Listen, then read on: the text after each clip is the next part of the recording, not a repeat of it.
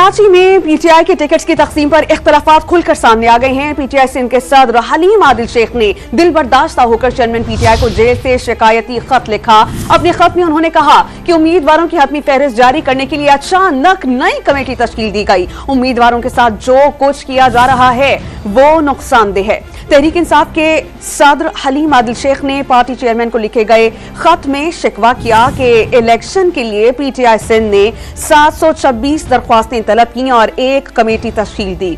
जिलाई और डिविजनल सदूर और general secretaries की मुशावरत से टिकट्स की फहरिस्त को हातमी शक्ल दी गई और 80% से ज्यादा नशिस्तों पर टिकट जारी किए गए, लेकिन अचानक तीसरी कमेटी तश्कील दे दी गई। नई कमेटी ने टिकट्स को तब्दील किया और इलेक्शन में कामयाबी के अमल में खलल डाला। खदशात हैं कि उम्मीदवारों को बाद में दस्तबरदार होने के लिए कहा जा सकता है।